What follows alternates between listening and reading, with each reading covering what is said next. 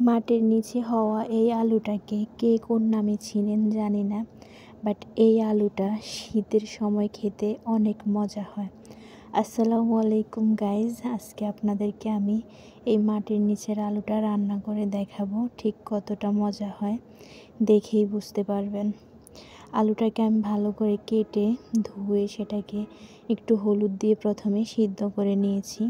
তারপরে একটা পাতিলে তেল পেঁয়াজ আমি ভালো করে ভেজে নিচ্ছিলাম। সেখানে পরিমাণ মতো রসুন দিয়ে আমি মশলা বানিয়ে নিচ্ছি। মশলাটাকে ভালো করে হলুদ মরিচ লবণ দিয়ে কষিয়ে নেব। তো যেহেতু আমি এই যে আলুটা কষানোর সময় হলুদ দিয়েছিলাম, সেই জন্যই এখন একটু হলুদটা কমিয়ে দিব। আর এখানে আমি কাঁচামরিচ দিব, সেই জন্য মরিচটা একটু কমিয়ে দিয়েছিলাম। এই যে আমার সিদ্ধ করা আলুটা, এখন এই আলুটা আমি এখানে দিয়ে দিব। দিয়ে ভালো করে নেড়ে ছেড়ে মশলার সাথে কষিয়ে নেব।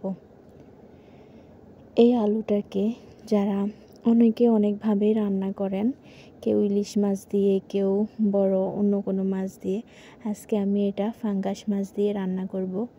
আমার কাছে শীতের সময় এই আলুটাকে এভাবে পাঙ্গাস মাছ অথবা ইলিশ মাছ দিয়ে রান্না করলে অনেক ভালো লাগে।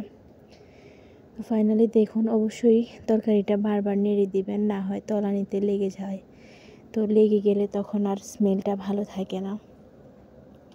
এখন আমি দিয়ে দিলাম এখানে তরকারিতে পরিমাণ মতো ঝোল দিয়ে দিলাম এবং ভেজে রাখা মাছগুলো দিয়ে দিলাম। অনেকগুলো কাঁচামরিচ কেটে রেখেছিলাম, সেগুলো এখানে দিয়ে দিলাম। তো এখন আমি আরও কিছুক্ষণ তরকারিটা রান্না করব। তারপর এখানে উপর থেকে ধনেপাতা কুচি ছড়িয়ে দিলাম। তো সব মিলিয়ে আমার কাছে এই রান্নাটা অনেক ভালো লাগে। বছরে একবারই খাওয়া হয় এই রান্নাটা। যে মাটির নিচের আলুটা অনেকেই পছন্দ করেন, বিশেষ করে আমার নানি দাদিরা তো অনেক বেশি পছন্দ করেন এই খাবারটা। ওদের থেকে দেখেই আমার শেখা। আমিও একসময় খেতাম না, তো একবার খেয়ে অনেক টেস্ট পাইছি। ধন্যবাদ সবাইকে ভিডিওটা দেখার জন্য।